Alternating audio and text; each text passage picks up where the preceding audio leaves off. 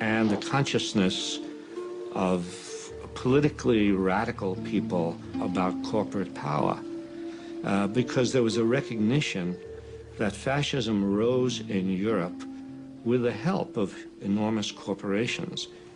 Mussolini was greatly admired all across the spectrum. Business loved him. Investment shot up.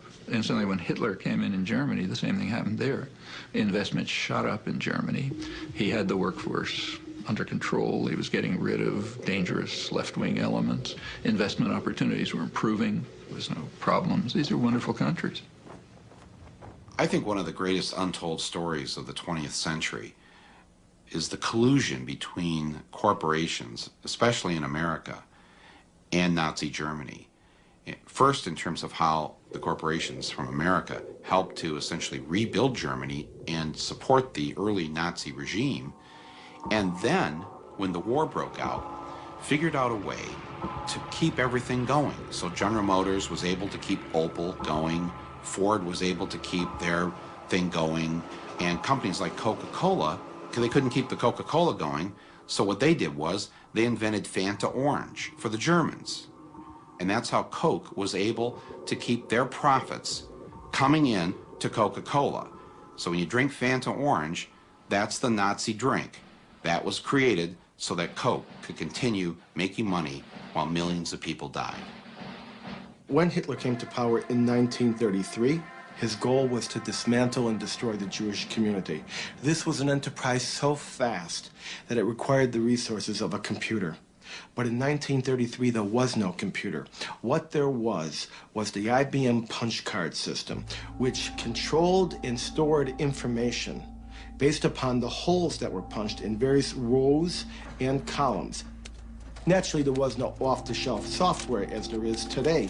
Each application was custom designed, and an engineer had to personally configure it. Millions of people of all religions and nationalities and characteristics went through the concentration camp system.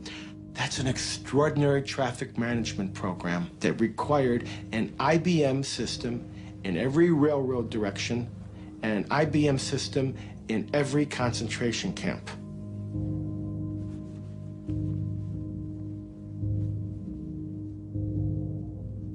Now, this is a typical prisoner card. There are little boxes where all the information is to be punched in. We compare this information to the code sheet for concentration camps. And here you see Auschwitz is 1, Buchenwald 2, Dachau is 3. Now, what kinds of prisoners were they? They could be a Jehovah's Witness for 2, a homosexual for 3, communist for 6, or a Jew would be 8. Now, what was their status? 1 was released, 2 was transferred, 4 was executed, 5 was suicide, and 6. Code 6. Sonderbehandlung, special treatment, meant the gas chamber or sometimes a bullet. They would punch that number in, the material was tabulated, the machines were set, and of course, the punch cards, by the millions, had to be printed, and they were printed exclusively by IBM, and the profits were recovered just after the war. It should not surprise us that corporate allegiance to profits will trump their allegiance to any flag.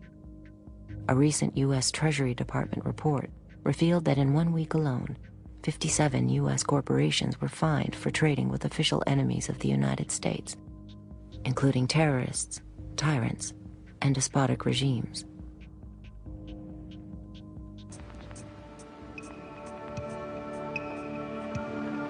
You can roughly locate any community somewhere along a scale running all the way from democracy to despotism. This man makes it his job to study these things. Well, for one thing, avoid the comfortable idea that the mere form of government can of itself safeguard a nation against despotism. For big business, despotism was often a useful tool for securing foreign markets and pursuing profits. One of the U.S. Marine Corps' most highly decorated generals, Smedley Darlington Butler, by his own account, helped pacify Mexico for American oil companies, Haiti and Cuba for National City Bank, Nicaragua for the Brown Brothers Brokerage, the the Dominican Republic for sugar interests, Honduras for U.S. fruit companies, and China for Standard Oil. General Butler's services were also in demand in the United States itself in the 1930s, as President Franklin Delano Roosevelt sought to relieve the misery of the Depression through public enterprise and tougher regulations on corporate exploitation and misdeeds. More power to you, President Roosevelt. The entire country's behind you, thrilled with hope and patriotism. But the country was not entirely behind the populist president. Large parts of the corporate elite despised what Roosevelt's New Deal stood for. And so, in 1934, a group of conspirators sought to involve General Butler in a treasonous plan. The plan as outlined to me was to form an organization of veterans, to use as a bluff or as a club at least, to intimidate the government. But the corporate cabal had picked the wrong man. Butler was fed up with being what he called a gangster for capitalism.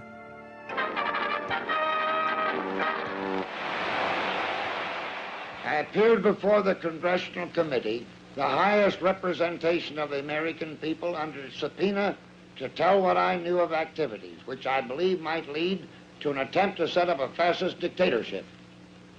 The upshot of the whole thing was that I was supposed to lead an organization of 500,000 men, which would be able to take over the functions of government. A congressional committee ultimately found evidence of a plot to overthrow Roosevelt. According to Butler, the conspiracy included representatives of some of America's top corporations, including J.P. Morgan, DuPont, and Goodyear Tire. As today's chairman of Goodyear Tire knows, for corporations to dominate government, a coup is no longer necessary. Corporations have gone global. And by going global, the governments have lost some control over corporations. Regardless of whether the corporation can be trusted or cannot be trusted, governments today do not have over the corporations the power that they had and the leverage that they had 50 or 60 years ago. And that's a major change. So governments have become powerless compared to where they were before. Capitalism today commands the towering heights and has displaced politics and politicians as the new high priests and reigning oligarchs of our system. So capitalism and its principal protagonists and players, corporate CEOs, have been accorded unusual power and access. This is not to deny the significance of government and politicians, but these are the new high priests. I was invited to Washington, D.C. to attend this meeting that was being put together by the National Security Agency called the Critical Thinking Consortium.